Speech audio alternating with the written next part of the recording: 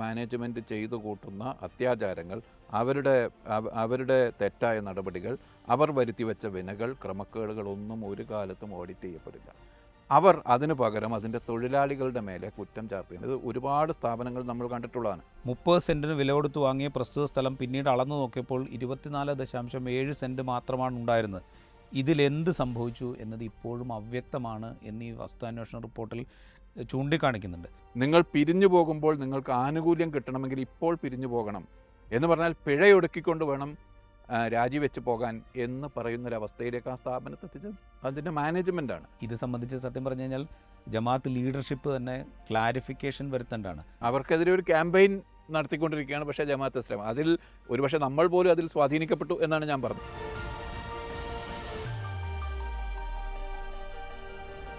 സ്വാഗതം ജോയിൻ്റെ സ്റ്റോറിയിലേക്ക്.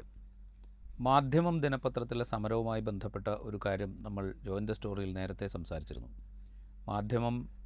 മാധ്യമത്തിൽ നിന്ന് 100-ലധികം ജീവനക്കാർ സ്വയം രാജിവെച്ച് ഇറങ്ങിപ്പോകുന്നൊരു സാഹചര്യം, രാജിക്ക് മാധ്യമ മാനേജ്മെൻറ്റ് അവരെ പ്രേരിപ്പിക്കുകയാണ് എന്ന ആക്ഷേപം, ഇതൊക്കെ നിലനിൽക്കുന്നൊരു പശ്ചാത്തലത്തിലാണ് അന്ന് അത് നമ്മൾ ചർച്ചയ്ക്കെടുത്തത്. സാന്ദർഭികമായി വാഷിങ്ടൺ പോസ്റ്റിലെ കൂട്ടപ്പിരിച്ചുവിടൽ കൂടി ഉണ്ടായിരുന്നു അന്ന് ഈ വിഷയം ചർച്ചയ്ക്കെടുക്കുന്നതിന്.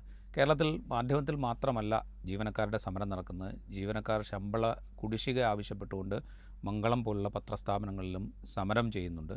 പക്ഷേ മാധ്യമത്തിൽ നടക്കുന്നിടത്തോളം വലിയ രീതിയിലുള്ളൊരു സമരമാണോ മംഗളത്തിന് മുന്നിൽ നടക്കുന്നത് എന്ന ഒരു സംശയം അവിടെ നിലനിൽക്കുകയും ചെയ്യുന്നുണ്ട്. പുതിയ സാഹചര്യം നമ്മൾ ജോയിൻ്റെ സ്റ്റോറിയിൽ ഈ വിഷയം ചർച്ചയ്ക്കെടുത്തതിന് ശേഷം വീണ്ടും ഇത് ചർച്ചയ്ക്കെടുക്കാനുള്ള കാരണം, അതിനുശേഷം സാമൂഹ്യ മാധ്യമത്തിൽ മുൻകാലത്ത് ജോലി ചെയ്തിരുന്ന ജീവനക്കാരുടേതായി വന്ന വലിയ കുറിപ്പുകളുണ്ട്. മാധ്യമം മാനേജ്മെൻറ്റ് തന്നെ, മാധ്യമം നടത്തിക്കൊണ്ടിരിക്കുന്ന മാധ്യമ മാനേജ്മെൻറ്റിന് പിറകിൽ പ്രവർത്തിക്കുന്ന ജമാഅത്തെ ഇസ്ലാമിയുടെ തീരുമാനപ്രകാരം ഒരു വസ്തുതാന്വേഷണ കമ്മിറ്റിയെ 2019 ജനുവരിയിൽ നിയോഗിച്ചിരുന്നു. 4 അംഗങ്ങളുള്ള കമ്മിറ്റിയെയാണ് അന്ന് നിയോഗിച്ചത്. അബ്ദുൽ ഹക്കീം നദ്വി കൺവീനറായ കമ്മിറ്റിയിൽ doctor Koottil Muhammad Ali, K A Yusuf Umari, T Muhammad Velam എന്നിവർ അംഗങ്ങളായിരുന്നു. ഇവർ അന്വേഷണം നടത്തി ഏതാണ്ട് 6 മാസത്തിന് ശേഷം സമർപ്പിച്ചൊരു റിപ്പോർട്ടിനെക്കുറിച്ച് പല ജീവനക്കാരും പരാമർശിച്ചിരുന്നു. ആ റിപ്പോർട്ടിൻ്റെ പകർപ്പുകൂടി കിട്ടിയ സാഹചര്യത്തിലാണ് ഇന്ന് ഇതിനെക്കുറിച്ച് വീണ്ടും സംസാരിക്കുന്നത്. ഈ വസ്തുതാന്വേഷണ റിപ്പോർട്ടിൽ പല കാര്യങ്ങൾ, ജീവനക്കാരുന്നയിച്ച പല കാര്യങ്ങളെക്കുറിച്ച് പലതരത്തിൽ അന്വേഷണം നടത്തിയതായി കമ്മിറ്റി രേഖപ്പെടുത്തിയിട്ടുണ്ട്. ആ അന്വേഷണത്തിൽ കമ്മിറ്റിക്ക് ബോധ്യപ്പെട്ട കാര്യങ്ങൾ എന്നുള്ള നിലയിൽ കുറേ കാര്യങ്ങൾ ഇതിൽ പറയുന്നുമുണ്ട്. വിവിധ യൂണിറ്റുകൾ, കൊച്ചി, കോട്ടയം, തിരുവനന്തപുരം യൂണിറ്റുകൾ, മാധ്യമത്തിൻ്റെ യൂണിറ്റുകളിൽ നടന്ന ക്രമക്കേടുകളെക്കുറിച്ചുള്ള വിവരങ്ങൾ ഇതിലുണ്ട്. മാധ്യമത്തിനു വേണ്ടി സ്ഥലം വാങ്ങിയതുമായി ബന്ധപ്പെട്ട പല പരാമർശങ്ങളും ഇതിലുണ്ട്. അതിൽ കമ്മീഷൻ പറ്റി എന്നുള്ള ആക്ഷേപം ജീവനക്കാർ ഉന്നയിച്ചിരുന്നു. അത് പ്രഥമ ദൃഷ്ട്യാ വസ്തുതയാണ് എന്ന് ഈ വസ്തുതാന്വേഷണ കമ്മിറ്റി റിപ്പോർട്ടിൽ പറയുന്നുണ്ട്. ഇതിൻ്റെ തുടർ നടപടികൾ എന്തെങ്കിലും ഉണ്ടായോ എന്നുള്ള കാര്യത്തിൽ വ്യക്തതയില്ല. ഈ റിപ്പോർട്ട് തന്നെയും പൂർണ്ണമായും ആധികാരികമാണോ എന്നുള്ളതിലും വ്യക്തതയില്ല. ഈ റിപ്പോർട്ടിനെക്കുറിച്ച് നമ്മൾ അന്വേഷിക്കുമ്പോൾ ആരോപണ വിധേയരായ വ്യക്തികളോട് മുഴുവൻ സംസാരിക്കാതെയാണ് ഈ റിപ്പോർട്ട് തയ്യാറാക്കിയത് എന്ന ആക്ഷേപം ഉന്നയിക്കപ്പെടുന്നുണ്ട്. ഈ സാഹചര്യത്തിലാണ് നമ്മൾ ഇതിനെക്കുറിച്ച് സംസാരിക്കുന്നത്. പക്ഷേ നമ്മൾ ആദ്യം സംസാരിച്ചപ്പോൾ ഇത് അച്ചടി മാധ്യമങ്ങൾ പൊതുവിൽ നേരിടുന്ന ഒരു ക്രൈസിസിൻ്റെ തുടർച്ചയിൽ മാധ്യമം എത്തിപ്പെട്ടിരിക്കുന്നു. സ്വാഭാവികമായും അവിടെ ചില റീസ്ട്രക്ചറിങ് ആവശ്യമായിട്ട് വരും. അതിൻ്റെ ഭാഗമായി ജീവനക്കാരെ കുറയ്ക്കേണ്ടി വരും. അതുകൂടി ഉണ്ട് ഈ ഒരു ക്രൈസിസിൽ എന്ന് നമ്മൾ ചൂണ്ടിക്കാണിച്ചിരുന്നു. അതിനപ്പുറത്തേക്ക് ഈ വസ്തുതാന്വേഷണ റിപ്പോർട്ട് നമ്മൾ പരിശോധിക്കുമ്പോൾ അതിൽ പറയുന്നത് വസ്തുതയാണെങ്കിൽ ഈ പറയുന്ന അച്ചടി മാധ്യമങ്ങൾ പൊതുവിൽ നേരിടുന്ന ക്രൈസിസിനപ്പുറത്ത് മാധ്യമം സവിശേഷമായി അതിൻ്റെ സാമ്പത്തിക മാനേജ്മെൻറ്റിൽ നടത്തിയ പാളിച്ചകൾ അല്ലെങ്കിൽ അതിൽ സൂക്ഷ്മത കുറവുണ്ടായത് കൂടി ഒരു കാരണമാണ് എന്ന് ഒരു പക്ഷേ ഈ വസ്തുതാന്വേഷണ റിപ്പോർട്ട് വായിച്ചാൽ നമുക്ക് തോന്നിപ്പോകും. കഴിഞ്ഞ തവണ നമ്മൾ ഈ വിഷയം ചർച്ചയ്ക്കെടുക്കുമ്പോൾ വാഷിങ്ടൺ പോസ്റ്റിലെ കൂട്ടപ്പിരിച്ചുവിടലിൻ്റെ പശ്ചാത്തലമുണ്ടായിരുന്നു. ലോകം മുഴുവനും അച്ചടി മാധ്യമങ്ങൾ അടച്ചുപൂട്ടുന്നതിൻ്റെയും ആളെ കുറക്കുന്നതിൻ്റെയും ഒക്കെ ഒരു പശ്ചാത്തലത്തിലൊരു ജനറലായ കാര്യമാണെന്ന് നമ്മൾ സംസാരിച്ചത്. ആ വീഡിയോ പുറത്തു വന്നതിന് ശേഷം യഥാർത്ഥത്തിൽ മാധ്യമത്തിലെ തൊഴിലാളികളായ ഒരുപാട് ആളുകൾ, ജേർണലിസ്റ്റുകളും അല്ലാത്തവരുമായ ആളുകളുടെ ഭാഗത്തു നിന്നുള്ള പ്രതികരണമുണ്ടായി. അതിൽ അവർ ഉന്നയിക്കുന്ന പ്രശ്നങ്ങളോട് നമ്മളുടെ സംഭാഷണം നീതി പുലർത്തിയില്ല എന്ന ആക്ഷേപവും അവരുന്നയിച്ചു. അതിനുശേഷം മുതിർന്ന മാധ്യമപ്രവർത്തകർ ഉൾപ്പെടെ നേരത്തെ അവിടെ ജോലി ചെയ്ത് പിരിഞ്ഞു പോയവരും അല്ലാത്തവരുമായ മുതിർന്ന മാധ്യമപ്രവർത്തകർ ഉൾപ്പെടെ പരസ്യമായും അല്ലാതെയും രംഗത്ത് വന്നു.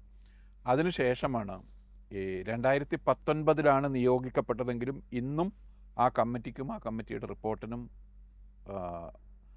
പ്രസക്തിയുണ്ട് എന്ന് പറയാവുന്ന വിധത്തിലുള്ള ഒരു കമ്മിറ്റി റിപ്പോർട്ടിൻ്റെ ഉള്ളടക്കം കൂടി ലഭ്യമാകുന്നത്.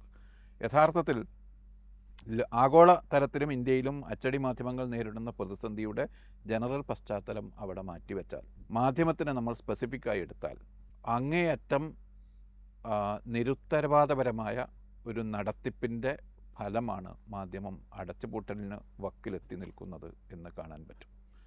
വലിയ തോതിലുള്ള അഴിമതി മാനേജ്മെൻറ്റിൻ്റെ ഭാഗത്തു നിന്നും ആ മാനേജ്മെൻറ്റിനെ നിയന്ത്രിച്ച ജമാഅത്തെ ഇസ്ലാമി എന്ന സംഘടനയുടെ ഉത്തരവാദിത്തപ്പെട്ട ആളുകളുടെ ഭാഗത്തു നിന്നും ഉണ്ടായ തീവട്ടിക്കൊള്ള, അഴിമതി, സ്വജനപക്ഷപാതിത്വം, ഇത്തരം കാര്യങ്ങളുടെ ഫലമാണ് യഥാർത്ഥത്തിൽ മാധ്യമം ഈ അവസ്ഥയിലെത്തിയിരിക്കുന്നത് എന്ന് തൊഴിലാളികൾ ആരോപിക്കുന്നത്. അവരുടെ ആ ആക്ഷേപം ശരിയാണ് എന്ന് അതിൻ്റെ ഇൻറ്റേർണൽ ഡോക്യുമെൻറ്റ്സ് തന്നെ തെളിയിക്കുന്നുണ്ട്.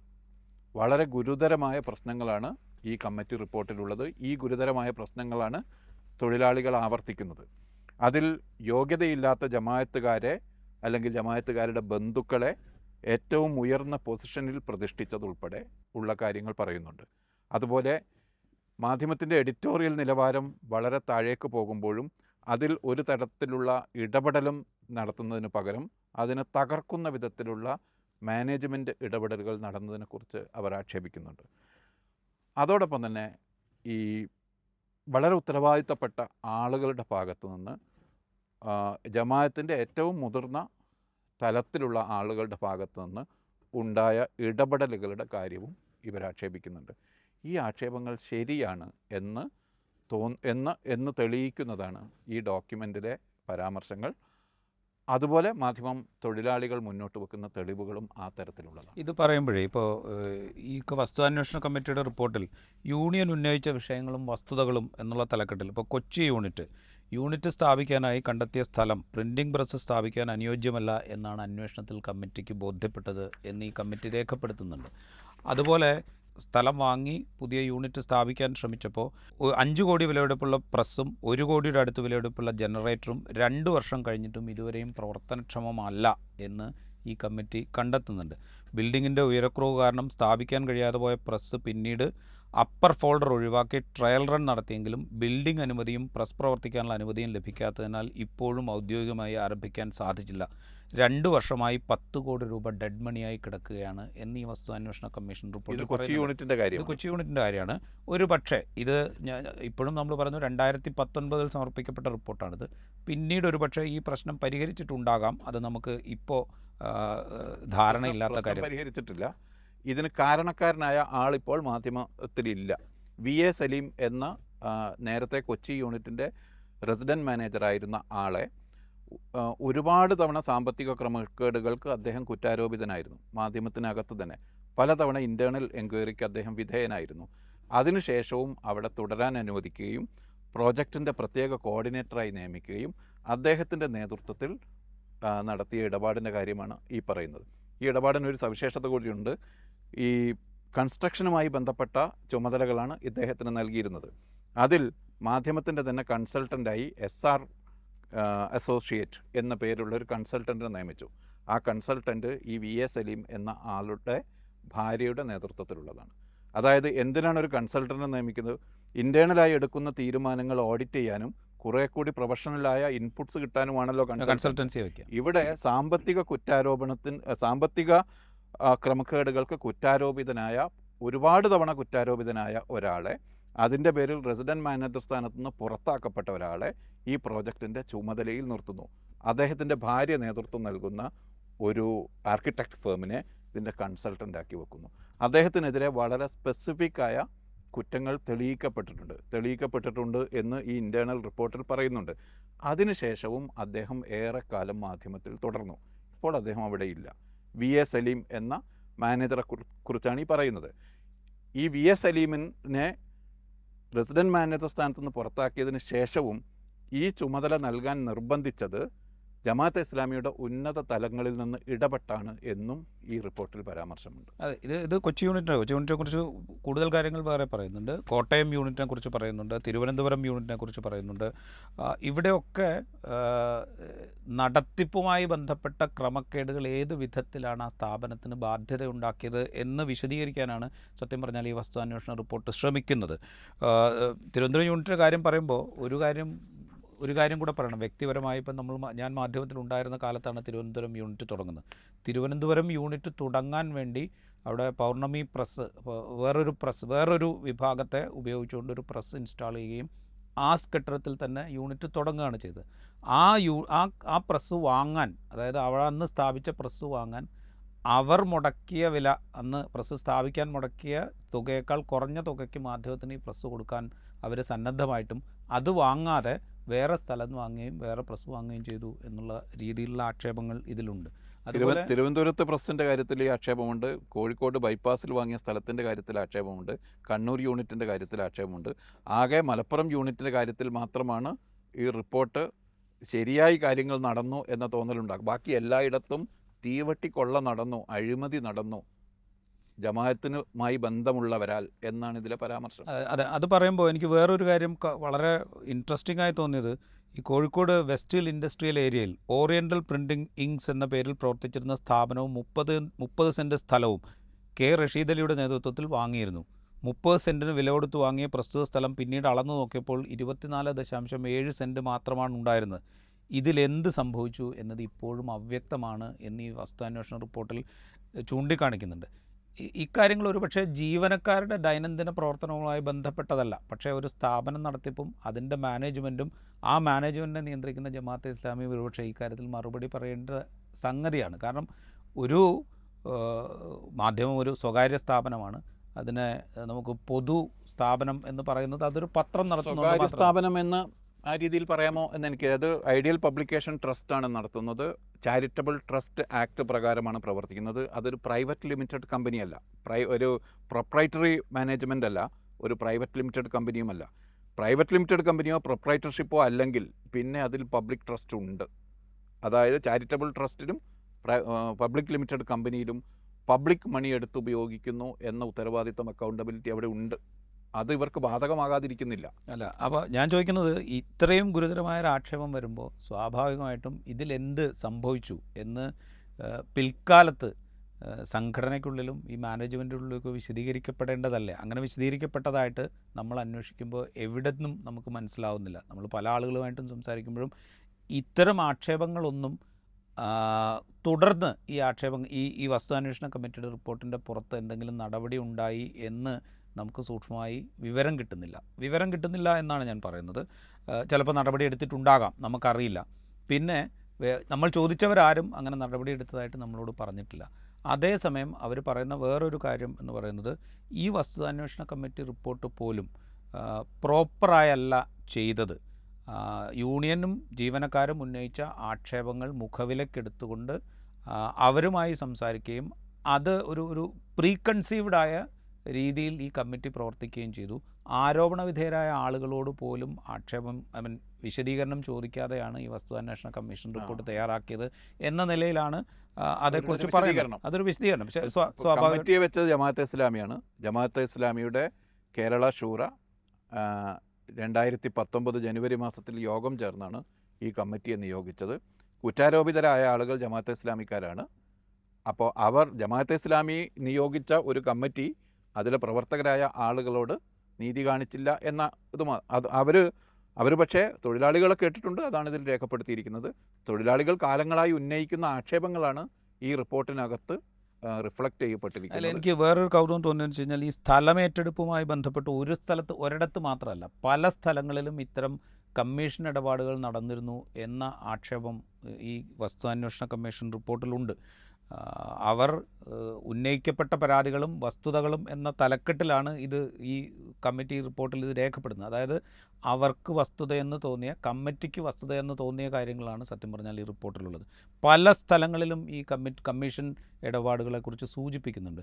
അപ്പോൾ കുറേ കാലം കഴിഞ്ഞതിന് ശേഷം ഇതിലെ ഒരു മിഡിൽ മാനേജ്മെൻറ്റോ ടോപ്പ് മാനേജ്മെൻറ്റോ ഈ റിയൽ എസ്റ്റേറ്റ് ഇടപാടുകൾക്കൊക്കെ ഇടനിലക്കാരായോ അല്ലെങ്കിൽ കമ്മീഷൻ ഏജൻറ്റുമാരായിട്ടോ പ്രവർത്തിച്ചു എന്നുള്ള സൂചനയാണ് സത്യം പറഞ്ഞാൽ ഇതിൽ തരുന്നത്. ഞാനതിലൊരു എൻ്റെ ഒരു വ്യക്തിപരമായ അനുഭവം പറയാം. അപ്പോൾ മീഡിയ വൺ തുടങ്ങുന്ന സമയത്ത് ഞാൻ അവിടെ ഉണ്ട്. അപ്പോൾ അന്ന് അറിയാലോ, മീഡിയ വണ്ണിൽ ഈ വലിയ തോതിലുള്ള എക്യുപ്മെൻറ്റ്സ് ഒക്കെ വാങ്ങുന്ന സമയത്ത് ഇതിനൊക്കെ കമ്മീഷൻ ഇടപാടുള്ളതാണ്. അത് ഇൻഡസ്ട്രിയിലെ ഒരു പ്രാക്ടീസാണ്. ഏത് സ്ഥാപനത്തിലും ഈ വലിയ എക്യുപ്മെൻറ്റ്സ്, കോടിക്കണക്കിന് രൂപയുടെ എക്യുപ്മെൻറ്റ്സാണ് വാങ്ങുന്നത്, ഇതിനൊക്കെ കമ്മീഷൻ കൈമാറ്റം ചെയ്യപ്പെടുന്നതും ഇൻഡസ്ട്രിയിലൊരു പതിവാണ്. പക്ഷേ എൻ്റെ വ്യക്തിപരമായ അനുഭവം, അന്ന് ഇത് നെഗോഷിയേറ്റ് ചെയ്ത് വാങ്ങിയ സമയത്ത് ഈ കമ്മീഷനൊക്കെ സ്ഥാപനത്തിന് ഗുണകരമായ വിധത്തിൽ മാറ്റാൻ വേണ്ടി ശ്രമിച്ചത് എനിക്ക് വ്യക്തിപരമായ അനുഭവമുണ്ട്. അപ്പോൾ അതുകൊണ്ട് എനിക്ക് സത്യം പറഞ്ഞാൽ ഇത് കണ്ടപ്പോൾ എനിക്ക് അത്ഭുതമാണ് തോന്നിയത്. കാരണം ഒരു പബ്ലിക് ട്രസ്റ്റിൻ്റെ കീഴിൽ പ്രവർത്തിക്കുന്ന, അല്ലെങ്കിൽ ഒരു ഐഡിയൽ പബ്ലിക്കേഷൻ ട്രസ്റ്റിൻ്റെ കീഴിൽ പ്രവർത്തിക്കുന്ന, പൊതുവിൽ സാമ്പത്തിക ഇടപാടുകളിലൊക്കെ വലിയ സുതാര്യത പുലർത്തുന്നു എന്ന് അവകാശപ്പെടുന്ന, നീതിയുടെയും നന്മയുടെയും പക്ഷത്ത് പ്രവർത്തിക്കുന്നു എന്ന് പരസ്യമായി പറയുന്ന, ഇത്തരം കാര്യങ്ങളിലൊക്കെ വലിയ സുതാര്യത വേണം എന്ന് ശാഠ്യമുണ്ട് എന്ന് ആവർത്തിക്കുന്ന ആളുകൾ തന്നെ ഇത്തരം ഇടപാടുകളിലൊക്കെ കമ്മീഷൻ പറ്റിയിരിക്കുന്നു. ഇതിലൊരു കൗതുകം എന്ന് പറഞ്ഞു കഴിഞ്ഞാൽ, ഒരു ഭാഗത്തുനിന്ന് കമ്മീഷൻ പറ്റിയ ആൾ തന്നെ പറയുകയും, ആ കമ്മീഷൻ ഞാൻ മാനേജ്മെൻറ്റുമായിട്ട് സംസാരിച്ച് ഇങ്ങനെ കമ്മീഷൻ കിട്ടിയിട്ടുണ്ട് എന്നുള്ള വിവരവും മാനേജ്മെൻറ്റിനെ ധരിപ്പിച്ചു എന്ന് പറയുന്നു. ആ കമ്മീഷൻ തുക മാനേജ്മെൻറ്റിൻ്റെ ചുമതലയുള്ള, അല്ലെങ്കിൽ ആ സീനിയർ ജനറൽ മാനേജറോ മറ്റോ ആണ്, അദ്ദേഹത്തിന് കൊടുത്തു എന്ന് പറയുന്നു. എന്നിട്ട് മാനേജ്മെൻറ്റിൻ്റെ അനുമതിയോടുകൂടെ തന്നെ ആ കമ്മീഷൻ തുക തിരിച്ചു നൽകി എന്ന് പറയുന്നത്. അത് തന്നെയാണ് ജമാഅത്തെ ഇസ്ലാമിയുടെ നേതൃത്വത്തിൻ്റെ അറിവോടുകൂടി, അതല്ലെങ്കിൽ അതിലൊരു വിഭാഗത്തിൻ്റെ അറിവോടുകൂടി നടന്ന ഒരു തീവട്ടിക്കൊള്ളയാണ് മാധ്യമത്തിൽ നടന്നത് എന്ന്. കൊച്ചിയിൽ ഞാൻ നേരത്തെ വി എ സലീം എന്ന ആളുടെ കാര്യം പറഞ്ഞല്ലോ. തൊഴിലാളികൾ പറയുന്നത് അദ്ദേഹത്തെ പുറത്താക്കിയതിന് ശേഷം അദ്ദേഹത്തെ തിരിച്ചെടുക്കാൻ ജില്ലാ നേതൃത്വത്തിൻ്റെ മേൽ അന്നത്തെ അമീർ ആരിഫ് അലി സമ്മർദ്ദം ചെലുത്തിയിട്ടാണ് അദ്ദേഹത്തെ തിരിച്ചെടുത്തത് എന്നാണ്. ആരിഫ് അലിയുടെ ഭാര്യ സഹോദരൻ ആണ് രണ്ടാമത് അക്യൂസ്ഡ്. ഇപ്പോൾ ഞാൻ ഈ പറഞ്ഞ റഷീദ് അലി എന്ന് പറയുന്നത് ആരിഫ് അലിയുടെ ഭാര്യ സഹോദരനാണ്. അദ്ദേഹത്തിനെതിരെയാണ് ഏറ്റവും ഗുരുതരമായ ആരോപണങ്ങൾ ഉയർന്നത്. ആരിഫ് അലിയുടെ അനിയൻ TC റഷീദ് എന്നാൾ കോഴിക്കോട് യൂണിറ്റിൻ്റെ മാനേജറായി നിൽക്കുന്നു. അദ്ദേഹത്തിനെതിരെയും അലിഗേഷനുണ്ട്. അദ്ദേഹം പിരിഞ്ഞു പോകാൻ ഉള്ള ആ ലിസ്റ്റിൽ ഉള്ളയാളാണ്. ഇതിന് സന്നദ്ധത അറിയിച്ച ആളുകളിലുള്ളതാണ്. 55 ലക്ഷം രൂപയാണ് അദ്ദേഹത്തിന് നഷ്ടപരിഹാരമായി നിശ്ചയിച്ചിരിക്കുന്നത്. എന്നാൽ ആ നഷ്ടപരിഹാരം തന്നെ ക്രമം തെറ്റിക്കൊടുത്തു എന്ന ആക്ഷേപമാണ് തൊഴിലാളികൾക്കുള്ളത്. അതായത് അദ്ദേഹം നേരത്തെ ചെയ്ത ചില ഇൻസെൻറ്റീവ്സ് എന്ന പേരിൽ ചില കാര്യങ്ങളിൽ ക്രമവിരുദ്ധമായി നഷ്ടപരിഹാരം കൊടുത്ത് അദ്ദേഹം പിരിഞ്ഞു പോകുമ്പോൾ പോലും വലിയ തുക കൈപ്പറ്റുന്നു എന്ന സാഹചര്യം ഉണ്ടാകുന്ന വിധത്തിലാണ് കാര്യങ്ങൾ ചെയ്യുന്നത് എന്ന്. ആരിഫ് അലിയുടെ അനിയനാണ് അദ്ദേഹം. ആരിഫ് അലിയുടെ ഭാര്യ സഹോദരനാണ് റഷീദ് അലി. ആരിഫ് അലി തന്നെ നിർബന്ധിച്ച് കയറ്റിയ ആളാണ് വി എ സലീം. അപ്പോൾ ഈ കാര്യത്തിൽ ജമാഅത്തെ ഇസ്ലാമിയുടെ മുൻകാല ഭാരവാഹികൾക്കുള്ള ഉത്തരവാദിത്വം എന്നതില്ലാതാകുന്നില്ല. പോസ്റ്റ് കോവിഡാണ് ഈ പറയുന്ന ക്രൈസിസിലേക്ക്, അതായത് ശമ്പളം മുടങ്ങുക എന്ന് പറയുന്ന ക്രൈസിസിലേക്ക് പോയത് എന്നാണ് പൊതുവിൽ പറയപ്പെടുന്നൊരു കാര്യം. പക്ഷേ ഇതിൽ പറയുന്നത് 2018 മുതൽ തന്നെ ഈ ക്രൈസിസ് ഉണ്ടായിരുന്നു, അല്ലെങ്കിൽ ശമ്പളം മുടങ്ങുന്ന സാഹചര്യം 2018 തന്നെ തുടങ്ങിയിരുന്നു എന്ന് ഈ വസ്തുതാന്വേഷണ കമ്മീഷൻ റിപ്പോർട്ടിൽ പറയുന്നുണ്ട്. ആ കാലത്ത് ജീവനക്കാരുടെ ശമ്പളം കൃത്യമായി കൊടുക്കാൻ ബുദ്ധിമുട്ടിയിരുന്ന കാലത്ത് ഇൻസെൻറ്റീവ് ഇനത്തിൽ വലിയ തുക പരസ്യ വിഭാഗത്തിലെയും സർക്കുലേഷൻ വിഭാഗത്തിലെയും ജീവനക്കാർക്ക്, അല്ലെങ്കിൽ അതിൻ്റെ ഉയർന്ന തലത്തിലുണ്ടായിരുന്ന ആളുകൾക്ക് നൽകിയിരുന്നു എന്ന് ഈ റിപ്പോർട്ടിൽ പറയുന്നുണ്ട്. അങ്ങനെയാണെങ്കിൽ ഇപ്പോൾ ഈ ജീവനക്കാർ പറയുന്നത് പോലെ തന്നെ ഈ ക്രൈസിസ് എന്ന് പറയുന്നത് ഇപ്പോൾ ടോപ്പ് മാനേജ്മെൻറ്റിൻ്റെ, അല്ലെങ്കിൽ അതിൻ്റെ നടത്തിപ്പുകാരുടെ മുകളിലുള്ള ജമാഅത്തെ ഇസ്ലാമി ഭാരവാഹികൾ ആയ ആളുകളുടെ ഒക്കെ അതിൻ്റെ ഒരു തുടർച്ചയിൽ സംഭവിച്ചു പോയതാണ്. അല്ലാതെ ഒരു കോവിഡ് സിനാരിയോ വന്നതുകൊണ്ട് മാത്രമല്ല എന്ന് നമ്മൾ ഇതിൽ നിന്ന് മനസ്സിലാക്കേണ്ടി വരും. അങ്ങനെയാണ് എനിക്കിത് വായിച്ചപ്പോൾ മനസ്സിലായത്. കോവിഡ് സിനാരിയോയിൽ സംഭവിച്ചത്, ഇപ്പോൾ കോവിഡ് കാലത്തെ ശമ്പളത്തിൽ 15% തൊഴിലാളികൾ അങ്ങോട്ട് വിട്ടുകൊടുക്കുകയാണ് ചെയ്തത്. അത് പിന്നീട് തന്നാൽ മതി എന്ന വ്യവസ്ഥയിൽ അങ്ങോട്ട് വിട്ടുകൊടുക്കുകയാണ് ചെയ്തത്. ഇപ്പോൾ പറയുന്ന നിങ്ങൾ രാജിവെച്ച് പോയാൽ നിങ്ങൾക്ക് ഞങ്ങൾ തരാമെന്ന് പറയുന്നതിൽ ഈ കോവിഡ് കാലത്ത് ഇവർ വിട്ടുകൊടുത്ത സാലറി പോലുമുണ്ട്. അതുപോലും കിട്ടില്ല എന്ന് ഭീഷണിപ്പെടുത്തിയിട്ടാണ്, അത് കിട്ടാൻ സാധ്യതയില്ല, നിങ്ങൾ ഇപ്പോൾ രാജിവെക്കുന്നില്ലെങ്കിൽ നിങ്ങളുടെ ഈ ആനുകൂല്യങ്ങൾ പിന്നീട് തരാം എന്ന് ഉറപ്പ് നൽകാൻ കഴിയില്ല എന്ന ഒരു വെയിൽഡ് ത്രെട്ട് കൂടി വെച്ചാണ് തൊഴിലാളികൾ അവിടുന്ന് പുകച്ച് പുറത്ത് ചാടിക്കുന്നത്. അപ്പോൾ കോവിഡ് കാലത്ത് യഥാർത്ഥത്തിൽ സാക്രിഫൈസ് ചെയ്തത് തൊഴിലാളികൾ അങ്ങോട്ടാണ് എന്ന് അവരോട് സംസാരിക്കുമ്പോൾ നമുക്ക് വ്യക്തമാണത്. റൈറ്റ്. അത് പറയുമ്പോൾ തന്നെ ഇപ്പോൾ ഇതൊരു ക്രൈസിസാണ്, മാധ്യമത്തിലെ ഒരു ക്രൈസിസാണ്, അല്ലെങ്കിൽ അവിടുത്തെ ജീവനക്കാർ അനുഭവിക്കുന്ന ഒരു ക്രൈസിസാണ്. ആ ക്രൈസിസിലേക്ക് എത്തിച്ചതിൻ്റെ കാരണങ്ങൾ ഇതിൽ വിശദീകരിക്കുന്നുണ്ട് കുറേയൊക്കെ. അതിലെത്രത്തോളം വസ്തുതയുണ്ട് എന്നുള്ളത് വേറെ പരിശോധിക്കപ്പെടേണ്ട കാര്യമാണ് എന്നാണ് മാധ്യമത്തിൻ്റെ മാനേജ്മെൻറ്റുമായി റിലേറ്റ് ചെയ്ത് അവിടെ സംസാരിക്കുമ്പോൾ ഒരു കാര്യം എനിക്ക് തോന്നുന്നത്, ഇതിൽ പരിഹാര നിർദ്ദേശങ്ങൾ വെക്കുന്നുണ്ട്. ഈ പരിഹാര നിർദ്ദേശങ്ങൾ, ഒന്ന്, ഇവിടെ 850ഓളം തൊഴിലാളികളുണ്ട് മാധ്യമത്തിൽ. ഈ തൊഴിലാളികൾ അധികമാണ്. പലയിടത്തും മിഡിൽ മാനേജ്മെൻറ്റിൻ്റെ ക്രൈസിസ് പരിഹരിക്കാൻ വേണ്ടി അധിക തസ്തിക ഉണ്ടാക്കി ആളുകളെ എടുത്തു എന്ന് ഈ ഡോക്യുമെൻറ്റിൽ തന്നെ പറയുന്നുണ്ട്. ഇങ്ങനെ അധിക തസ്തികയിൽ വന്ന ആളുകൾ കൂടി ചേർന്ന് 850 പേർ അവിടെ ജോലി ചെയ്യുന്നു. അതുപോലെ രണ്ട് കാര്യങ്ങളിൽ രണ്ട് കമ്മിറ്റിയെ ഈ സമിതി ശുപാർശ ചെയ്യുന്നു. ഒന്ന്, HR മാനേജ്മെൻറ്റുമായി ബന്ധപ്പെട്ട്, അതായത് തൊഴിലാളികളുടെ എണ്ണം വെട്ടിക്കുറക്കുന്നതുമായി ബന്ധപ്പെട്ട് ഒരു കമ്മിറ്റിയെ നിയോഗിക്കണം എന്ന ശുപാർശയുണ്ട്. അതോടൊപ്പം ഇതിൻ്റെ ഫിനാൻസ് കാര്യങ്ങൾ ക്രമീകരിക്കാനും അതിനെ അച്ചടക്കം കൊണ്ടുവരാനും വേണ്ടി മറ്റൊരു ഫിനാൻസ് വിദഗ്ധരുടെ ഒരു കമ്മിറ്റി വെക്കണം എന്നുണ്ട്. പക്ഷേ ഈ രണ്ട് കമ്മിറ്റിയും പ്രസ്ഥാന ബന്ധുക്കളായിരിക്കണം എന്നുകൂടി പറയുന്നുണ്ട്. പ്രസ്ഥാനവുമായി ബന്ധമുള്ള എക്സ്പെർട്ടുകളുടെ ഒരു HR കമ്മിറ്റി, പ്രസ്ഥാനവുമായി ബന്ധമുള്ള എക്സ്പെർട്ടുകളുടെ ഒരു ഫിനാൻസ് കമ്മിറ്റി. അതെന്തിനായിരിക്കും? യഥാർത്ഥത്തിൽ പ്രൊഫഷണലുകൾ വന്ന് പരിശോധിച്ചാൽ കൃത്യത വരാം. പ്രസ്ഥാനവുമായി ബന്ധുത്വം വേണം എന്ന് പറയുന്നത് ചില കാര്യങ്ങൾ മറച്ചു വെക്കാനാകണം. അല്ലാതെ എന്തിനാണ് പ്രൊഫഷണൽസത്ത്, എന്തിനാണ് പ്രസ്ഥാന ബന്ധുത്വം? ഇതാണ് ഞാൻ പറഞ്ഞത്. ജമാഅത്തെ ഇസ്ലാമിയുടെ നേതൃത്വത്തിലുള്ള ആളുകൾക്ക് എന്തൊക്കെയോ മറച്ചു പിടിക്കാൻ കൂടിയാണ് ഇതിൻ്റെ അന്വേഷണ പ്രക്രിയ പോലും നടപ്പാക്കപ്പെട്ടത്. അതാണ് അവർ ഇപ്പോൾ പറയുന്നത്, ആ അന്വേഷണം തന്നെ ശരിയല്ല എന്ന്. ഈ തസ്തികകളുടെ കാര്യം പറയുമ്പോൾ ഈ വസ്തുതാന്വേഷണ കമ്മീഷൻ റിപ്പോർട്ടിൽ പറയുന്ന ഒരു കാര്യം, മതിയായ പ്രൊഫഷണൽ യോഗ്യതയില്ലാത്ത ഒരാളെ സീനിയർ തസ്തികയിൽ, അത് നേരത്തെ പറഞ്ഞ റഷീദ് അലിയുടെ കാര്യം തന്നെയാണ് ഈ പറയുന്നത്, ഒരു സീനിയർ പോസ്റ്റിലേക്ക് നിയോഗിക്കുന്നു. അപ്പോൾ തന്നെ അവിടെ സീനിയോറിറ്റി ലിസ്റ്റിൽ മുമ്പിലുണ്ടായിരുന്ന ആളുകളെ മറികടന്നിട്ടാണ് നിയോഗിക്കുന്നത്. അതിനുശേഷം അദ്ദേഹത്തിൻ്റെ ജോലി കൃത്യമായി നിർവഹിക്കാൻ സാധിക്കാത്തതുകൊണ്ട് അദ്ദേഹത്തെ സഹായിക്കാൻ വേണ്ടി 3 പേരെ വേറെ നിയോഗിക്കേണ്ടി വരുന്നു. അതായത് 3 പേരെ അഡീഷണൽ ആയിട്ട് നിയോഗിക്കുകയാണ് അദ്ദേഹത്തിൻ്റെ ജോലി നിർവഹിക്കാൻ വേണ്ടിയിട്ട്. SSLC യോഗ്യത മാത്രമുള്ള ഒരാളെ വളരെ മുതിർന്ന പോസ്റ്റിലേക്ക് വെക്കുകയും അദ്ദേഹത്തിൻ്റെ ആ ഫംഗ്ഷൻ നടപ്പാക്കാൻ വേണ്ടി 3 പേരെ അധികമായി നിയമിക്കുകയും ചെയ്തു എന്നാണ് ഇവർ ആരോപിക്കുന്നത്. മീൻസ് അത് തൊഴിലാളികളുടെ ഒരു ആക്ഷേപം കൂടിയാണ്. തൊഴിലാളികളുടെ ആക്ഷേപമായിരുന്നു. ആ ആക്ഷേപം ശരിയാണ്, വസ്തുതയാണ് എന്ന് ഈ കമ്മിറ്റിയുടെ റിപ്പോർട്ടിൽ പറയുകയാണ്. അപ്പോൾ ഈ പറയുന്ന ഈ ജീവനക്കാരുടെ വലിയ സംഖ്യ എന്ന് പറയുന്നൊരു സംഗതി, ഇത്തരം കോൺട്രിബ്യൂഷൻ കൂടി ആ സംഖ്യയിലുണ്ട് എന്നുള്ളൊരു കാര്യം കൂടെ അവിടെ ഉണ്ടല്ലോ. കാരണം അതും ഒരു മാനേജ്മെൻറ്റ് പാളിച്ചയായിട്ട് നമ്മൾ കാണണമല്ലോ. ആ ഒരു വസ്തുതയും കൂടെ അവിടെ ഉണ്ടല്ലോ. പക്ഷേ ഇതിലൊക്കെ ഇപ്പുറത്ത് ഒരു ആർഗ്യുമെൻ്റ് എന്ന് പറഞ്ഞു കഴിഞ്ഞാൽ അതും നമ്മൾ പരിശോധിക്കേണ്ടതാണ്. കാരണം ഈ ആരോപണ വിധേയരായ ആളുകളുടെ മൊഴിയെടുപ്പ് ഈ കമ്മിറ്റി നടത്തിയിട്ടുണ്ടോ ഇല്ലയോ അത് നമുക്കറിയില്ല. ഈ കമ്മിറ്റി റിപ്പോർട്ടിൽ സത്യം പറഞ്ഞു കഴിഞ്ഞാൽ ആരോപണ വിധേയരായ ആളുകൾ എന്ത് പറഞ്ഞു എന്ന് ഈ കമ്മിറ്റി റിപ്പോർട്ടിൽ എവിടെയും ഇല്ല. അതൊരു സത്യമാണ്. യൂണിയൻ ഉന്നയിച്ച ആക്ഷേപങ്ങൾ, അതിൽ ഞങ്ങൾ സംസാരിച്ചതിന് ശേഷം ഞങ്ങൾക്ക് വസ്തുതയെന്ന് ബോധ്യപ്പെട്ട കാര്യങ്ങൾ എന്നാണ് ഇതിൽ എഴുതിയിരിക്കുന്നത്. അങ്ങനെ എഴുതുമ്പോൾ പോലും ഈ ആക്ഷേപം ഉന്നയിച്ച ആളുകൾ അവർക്ക് പറയാനുള്ളായിരുന്നത് എന്തായിരുന്നു, ആരോപണം നേരിടുന്ന ആളുകൾ അവർക്ക് പറയാനുള്ളത് എന്തായിരുന്നു എന്നുകൂടെ ചേർത്തിരുന്നുവെങ്കിൽ ഒരുപക്ഷേ ഈ വസ്തുതാന്വേഷണ റിപ്പോർട്ട് കുറെ കൂടെ ഈടുറ്റതാകുമായിരുന്നു എന്നാണ് എനിക്ക് തോന്നുന്നത്. അങ്ങനെ ഒരു ന്യൂനത ഇതിലുണ്ട് എന്നെനിക്ക് തോന്നുന്നു. ആ ആക്ഷേപം മാനേജ്മെൻറ്റ് തലത്തിൽ നമ്മൾ സംസാരിക്കുന്ന ആളുകളിൽ ചിലരെങ്കിലും അത് പറയുന്നുണ്ട്. കാരണം ഈ പലരോടും ഇവർ സംസാരിച്ചില്ല, അവിടെ ഇവിടെയൊക്കെ വന്നു നിന്ന് അവരവരെയൊക്കെ കണ്ട് സംസാരിച്ച് പോവുകയാണ് ചെയ്തത് എന്നാണ് ഒന്ന്. ഫാമിലി അഫെയറായി എന്നാണ് അതിനർത്ഥം. അതെ. ഇപ്പോൾ റഷീദ് അലി അവിടെ തന്നെ തുടരുന്നു. 5-6 വർഷത്തിന് ശേഷവും ഇത്രയും ഗുരുതരമായ ആരോപണങ്ങൾ ഉയർന്നു. 6 സെൻറ്റ് ഭൂമി കാണാതായി. എന്നിട്ടും റഷീദ് അലി അതേ പൊസിഷനിൽ തുടരുന്നു, ഉയർന്ന റാങ്കിൽ തുടരുന്നു എന്ന് പറഞ്ഞാൽ ഇതൊരു കുടുംബ സംഗതിയായി തീർന്നു എന്നാണ് അതിനർത്ഥം. റൈറ്റ്. പക്ഷേ അതങ്ങനെ ആയിരിക്കെ തന്നെ, ആ ഒരു ആക്ഷേപം അങ്ങനെ നിലനിൽക്കെ തന്നെ ഞാൻ പറയുന്നത്, കമ്മിറ്റി എന്നുള്ള നിലയ്ക്ക് കമ്മിറ്റിയുടെ പ്രവർത്തനം സുതാര്യമായിരുന്നു എന്നുള്ളൊരു ക്വസ്റ്റ്യനാണ് ഓപ്പോസിറ്റ് പക്ഷത്തു നിന്ന് ഉയർത്തപ്പെടുന്നത്. അങ്ങനെ അല്ലെങ്കിൽ ഈ കമ്മിറ്റിയുടെ റിപ്പോർട്ടിൻ്റെ അടിസ്ഥാനത്തിൽ പുതിയ എന്തെങ്കിലും ഒരു അന്വേഷണം നടക്കുകയും എല്ലാവരെയും കേട്ടതിന് ശേഷം കുറെ കൂടെ ലോജിക്കലായ ഒരു കൺക്ലൂഷനിലേക്ക് എത്തുകയും ചെയ്യേണ്ടിയിരുന്നില്ലേ എന്നുള്ളൊരു ക്വസ്റ്റ്യനും അവിടെ ബാക്കിയുണ്ട്. അതൊന്നാമത്തെ കാര്യം. രണ്ടാമത്തെ കാര്യം, ഒരു പത്രം, ഏത് സ്ഥാപനമായാലും ഇപ്പോൾ ഒരു പത്രസ്ഥാപനം നടത്തിക്കൊണ്ടു പോകുമ്പോൾ ജീവനക്കാരുടെ ശമ്പളം മാത്രമല്ലല്ലോ ആ പത്രസ്ഥാപനത്തിന് വരുന്ന ബാധ്യത എന്ന് പറയുന്നത്.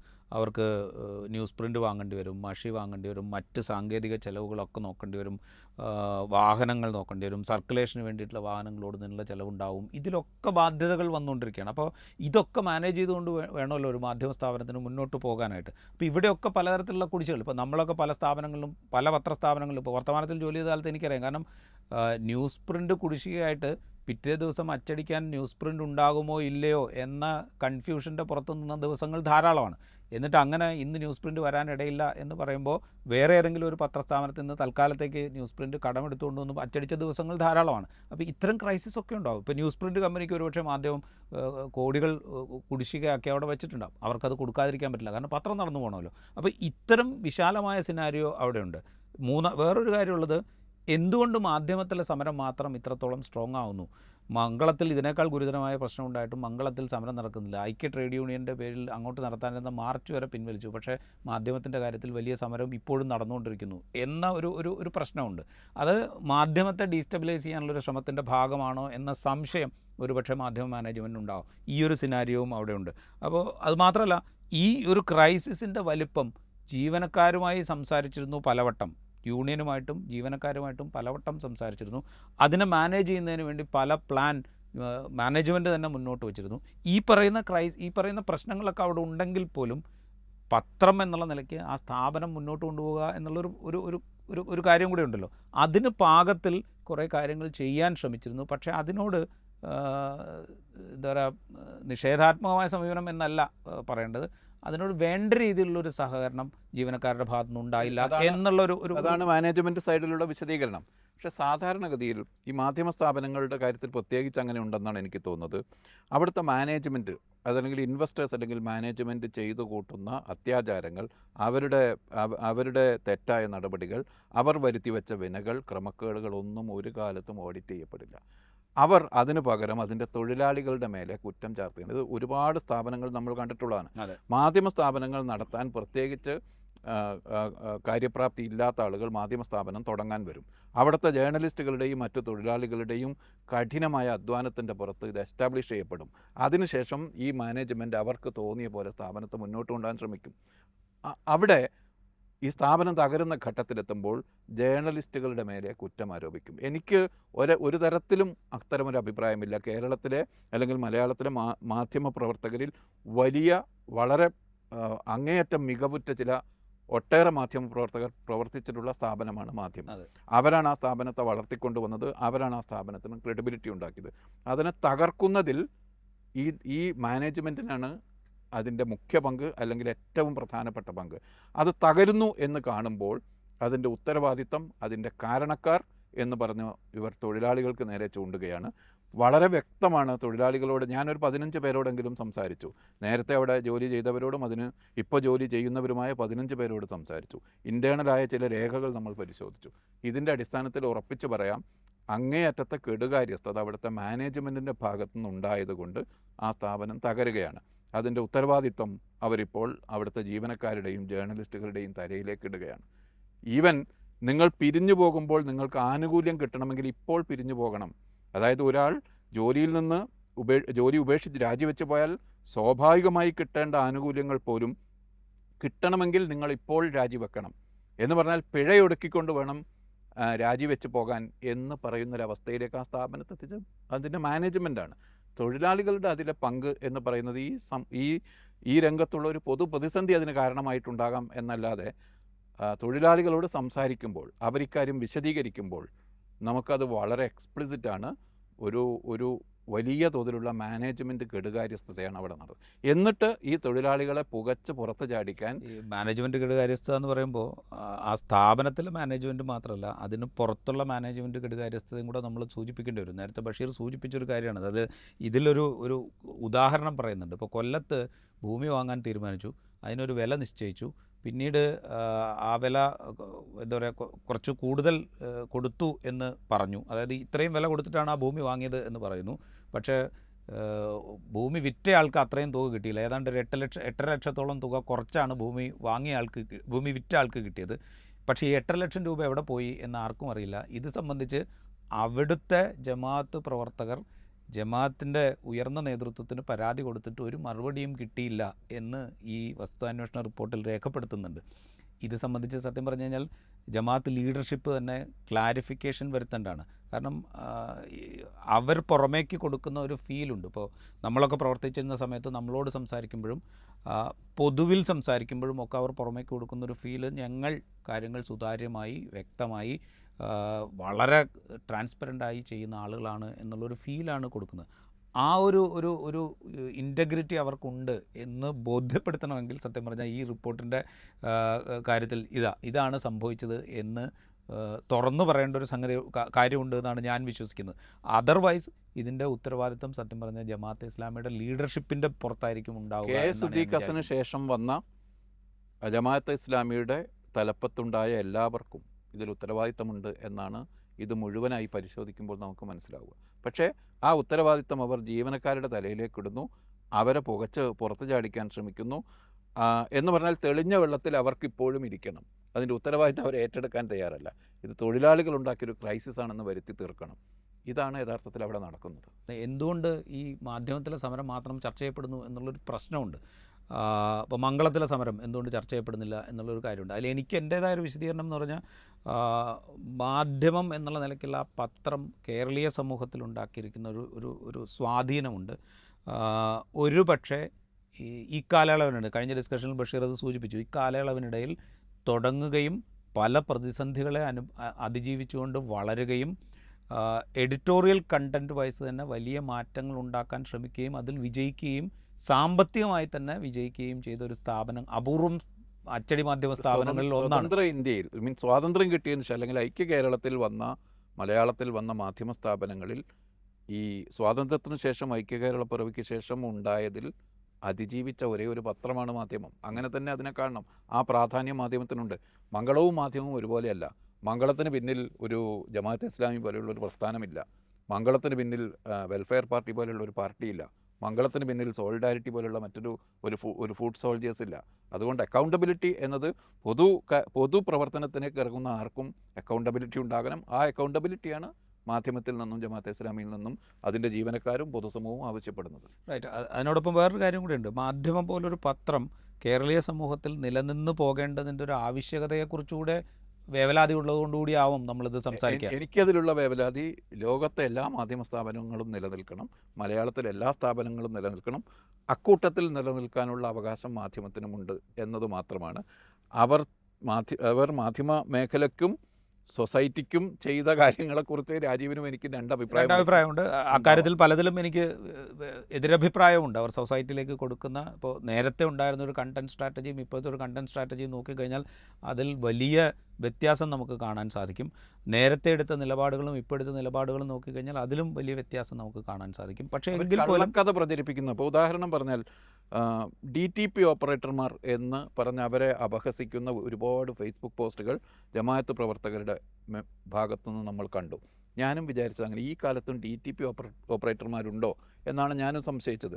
പക്ഷേ അന്വേഷിച്ച് നോക്കുമ്പോൾ എന്താണ്, ഈ DTP ഓപ്പറേറ്റർമാരെല്ലാം ഡിസൈനേഴ്സ് എന്ന വർക്കാണ് ഇപ്പോൾ ചെയ്യുന്നത്. ഡിസൈൻ വർക്കാണ് ചെയ്യുന്നത്. ഇൻക്ലൂഡിങ് അവർ ആ പത്രത്തിൻ്റെ ഡിസൈൻ ഒന്നാകെ മാറ്റിമറിച്ചു. 10 വർഷം മുമ്പ് 2 കോടി രൂപ ചെലവിട്ട് മാധ്യമം ഡിസൈൻ മാറ്റിയിരുന്നു. വലിയ ഒരു ഡിസൈൻ ഫേമിന് ഉപയോഗിച്ച് 4 ഡിസൈൻ അവർ കൊടുത്തു. അതിലേറ്റവും മോശം ഡിസൈനാണ് മാനേജ്മെൻറ്റ് അംഗീകരിച്ചത്. 2 കോടി രൂപയോളം അതിൻ്റെ മൊത്തം എക്സിക്യൂഷന് ചിലവായി. 20 ദിവസമോ 30 ദിവസമോ കഴിയുന്നതിന് മുമ്പ് ആ ഡിസൈൻ പഴയ ഡിസൈനിലേക്ക് പുനഃസ്ഥാപിക്കേണ്ടി വന്നു. അത്രയും കാശ് നഷ്ടപ്പെട്ടു. എന്നാൽ ഇവിടെ ഈ DTP ഓപ്പറേറ്റർമാർ എന്ന പേരിൽ ജമാഅത്തെ ഇസ്ലാമിക്കാർ സോഷ്യൽ മീഡിയയിൽ കളിയാക്കുന്ന ഡിസൈനർമാരാണ് പുതിയ ഡിസൈൻ നടപ്പാക്കിയത്. ഇതേ കൺഫ്യൂഷൻ എനിക്കും ഉണ്ടായിരുന്നു. ഇപ്പോഴും DTP ഓപ്പറേറ്റർമാരുണ്ടോ എന്നുള്ള സന്ദേഹം എനിക്കും ഉണ്ടായിരുന്നു. അപ്പോൾ ഞാനിതുമായി ബന്ധപ്പെട്ട് സംസാരിക്കുമ്പോൾ എനിക്ക് മനസ്സിലായത്, നേരത്തെ ഒരു സബ് എഡിറ്റർ 4 പേജ് ചെയ്തിരുന്നുവെങ്കിൽ ഇപ്പോൾ, അല്ലെങ്കിൽ 2 സബ് എഡിറ്റർമാർ നേരത്തെ 4 പേജ് ചെയ്തിരുന്നുവെങ്കിൽ ഇപ്പോൾ ഒരു സബ് എഡിറ്ററും ഒരു ഡിസൈനറും ചേർന്നിട്ട് 4 പേജ് ചെയ്യും. അതായത് അവിടെ ഹ്യൂമൻ റിസോഴ്സിൽ വലിയ മാറ്റമല്ല. നേരത്തെയും 2 പേരാണ് ചെയ്തുകൊണ്ടിരുന്നത്. ഇപ്പോൾ അതൊരു സബ് എഡിറ്ററും ഡിസൈനറും ചേർന്ന് ചെയ്യുന്നു. അപ്പോൾ പുതിയതായിട്ട് ആളെ എടുക്കാതെ അവർക്ക് ഈ പേജിനേഷനും കാര്യങ്ങളൊക്കെ ചെയ്യാൻ പാകത്തിലേക്ക് ഉള്ള റീസ്ട്രക്ചറിങ് നേരത്തെ തന്നെ നടന്നിട്ടുണ്ട്. അപ്പോൾ അവരിപ്പോൾ DTP ഓപ്പറേറ്റേഴ്സ് അല്ല സത്യം പറഞ്ഞത്. അവർക്കെതിരെ ഒരു ക്യാമ്പയിൻ നടത്തിക്കൊണ്ടിരിക്കുകയാണ്. പക്ഷേ ജമാഅത്തെ ഇസ്ലാം അതിൽ ഒരുപക്ഷെ നമ്മൾ പോലും അതിൽ സ്വാധീനിക്കപ്പെട്ടു എന്നാണ് ഞാൻ പറഞ്ഞത്. അതെ. എന്തായാലും മാധ്യമത്തെക്കുറിച്ച് മാത്രം എന്തുകൊണ്ട് സംസാരിക്കുന്നു എന്ന് ചോദിച്ചാൽ അതിന് കൃത്യമായ ഒരു ഉത്തരമുണ്ട്. ആ പത്രം കഴിഞ്ഞ ഒരു ഏതാണ്ട് 1987 മുതൽ ഇങ്ങോട്ടുള്ള ചരിത്രം എടുത്തു കഴിഞ്ഞാൽ അത് കേരളീയ സാമൂഹ്യ ശരീരത്തിലുണ്ടാക്കിയിരിക്കുന്ന പോസിറ്റീവായും നെഗറ്റീവായും ഉണ്ടാക്കിയിരിക്കുന്ന സ്വാധീനങ്ങൾ, ആ സ്വാധീനങ്ങൾ വളരെ പ്രധാനപ്പെട്ടതാണ്. ആ പത്രമെടുത്ത നിലപാടുകൾ പല പത്രങ്ങളുടെയും നിലപാട് മാറ്റത്തിന് ചില ഘട്ടങ്ങളിലെങ്കിലും കാരണമായിട്ടുണ്ട് എന്ന വസ്തുത നമ്മളുടെ മുമ്പിലുണ്ട്. അതിനൊപ്പം ഇതുപോലൊരു സ്ഥാപനം നിലനിന്ന് പോകേണ്ടതിൻ്റെ പ്രാധാന്യവും നമ്മുടെ മുമ്പിലുണ്ട്. അതുകൊണ്ടുകൂടിയാണ് മാധ്യമത്തെക്കുറിച്ച് വീണ്ടും സംസാരിക്കേണ്ടി വന്നത്. ഈ എപ്പിസോഡ് ഇവിടെ പൂർത്തിയാവുകയാണ്. മറ്റൊരു എപ്പിസോഡുമായി വീണ്ടും കാണാം.